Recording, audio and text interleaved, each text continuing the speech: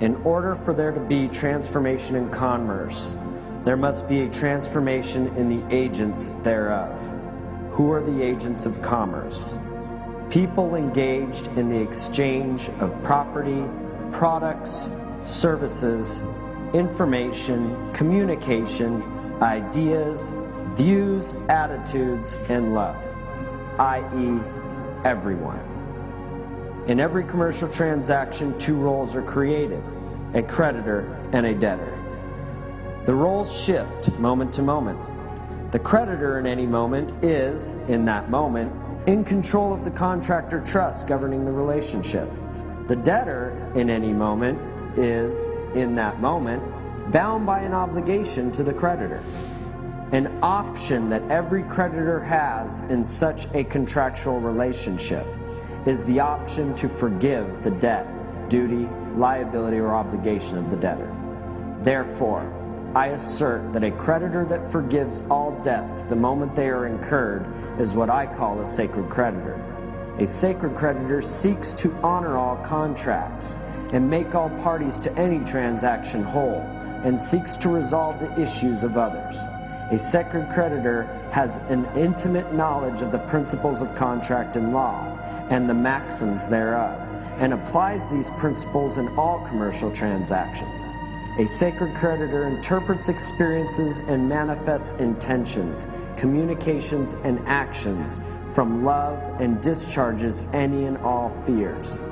A sacred creditor is willing to sacrifice or risk for the benefit of another. A sacred creditor lives and acts by the prime directive of, I am here to serve and honor all. A sacred creditor doesn't take a position and doesn't make judgments. The principles of being a sacred creditor have been applied to bring peace and harmony to relationships. By applying the knowledge of the contractual nature of personal relationships to unresolved issues between individuals, balance has been achieved by recognizing that a contract exists, making distinctions of the terms, and negotiating terms for settlement. Individuals acting in the capacity of a sacred creditor have created an experience of peace and abundance. These principles have been successfully applied on several occasions by numerous individuals to bring remedy, settlement, and closure for outstanding obligations, debts, duties, and liabilities by expressing a new contract under terms established through counteroffer. Individuals who believed there was no remedy for their situations created a remedy of their own design for a specific issue. Obligations from credit card debt to criminal charges have been settled with the formation of a contract. Individuals with the belief that they didn't have the power or authority to create the outcome or results they desired have completely shattered those beliefs by merely acting in the capacity of a sacred creditor. In order to truly live a life of absolute freedom and limitless possibilities, this question must be considered. Is life the fulfillment of contracts? If so, what power do we yield in the authoring of these contracts? The answers to these questions are of paramount significance. If all is not by consent and agreement and of our own authorship, would that not place us in a state of bondage as victims to this life and the experience thereof?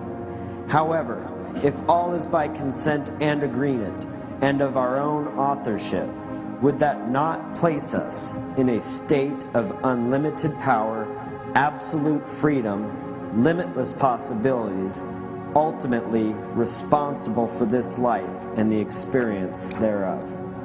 In exploring the nature of law, contract, and trust, it appears clear that all transactions are by consent and agreement.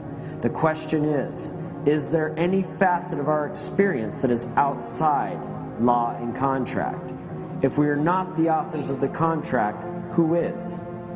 If credit card debt and criminal charges can be resolved by merely authoring an agreement for the resolution, can war and poverty not be overcome through the application of the same principles?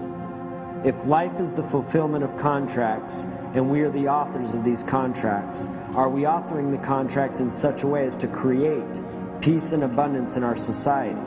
Is there not peace and abundance in our society? If our interpretation of the experience of society is contrary to one of peace and abundance, can we transform that experience with methods and techniques aligned with the distinctions of transformation discussed earlier and the expanded awareness that we are authoring the contracts that constitute our experience?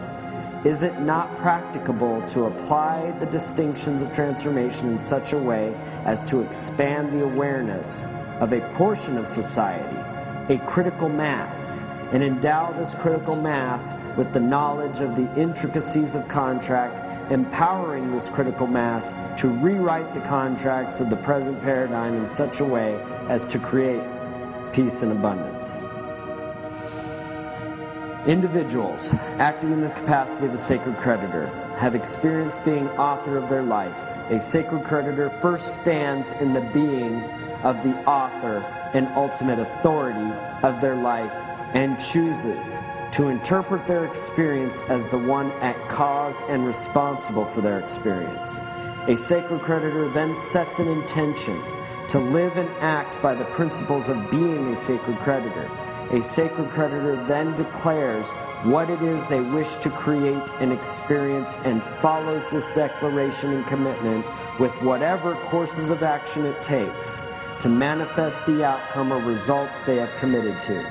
In order for the sacred creditor to achieve this, they must also develop an awareness of their thoughts, language, and behavior, and develop a set of practices which serves in their growth and the creation of new thoughts, communications, and behaviors. So,